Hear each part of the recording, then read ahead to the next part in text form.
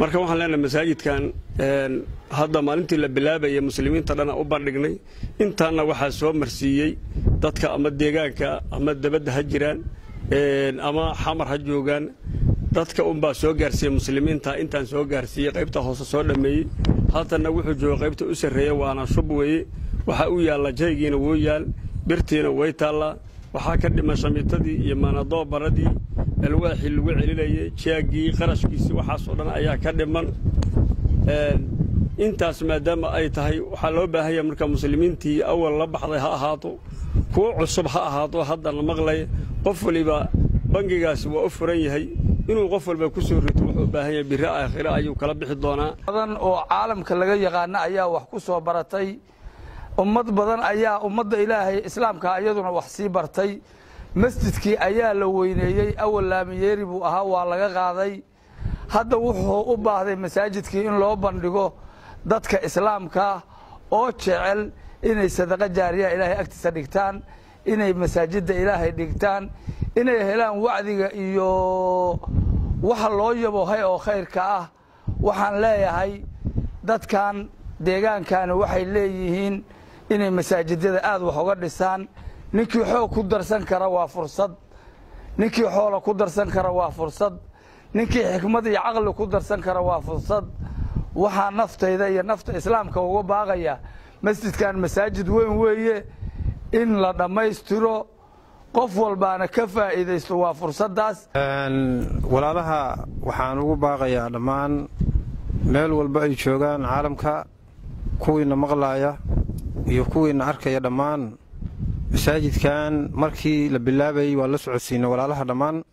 haddana waxa uu joogaa markaan insha Allah xilli dhameystira marka sidii oo kale ayaan ugu soo bandhigaynaa masaajidka hadda waxa dhiman waa qaybtii saraa dhiman shamiitana marka waa loo baahan yahay alwaax waa loo baahan yahay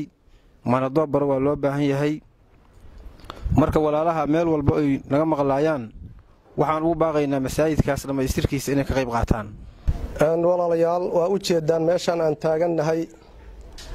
waa masjid ilaahay uu masaajidiisa ka mid ah ilaahay quraanka wuxuu ku sheegay masaajidu inay yihiin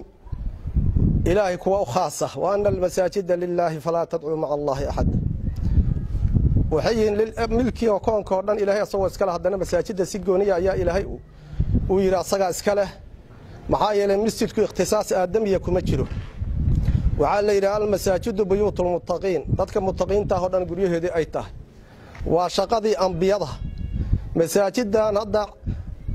فضل بدن oo ama masjid Makka ha ahaado ama masjid Madiina ha ahaado ama masjid Al-Aqsa ha ahaado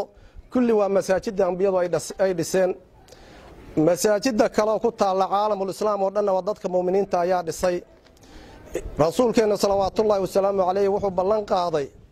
oo ummadda uu sheegay man bana lillahi masjidan bana Allahu lahu baytan fil janna qofkii masjid dhisa asoo Ilaahay dartii ula qastayo ee wax kale aan ula jeedin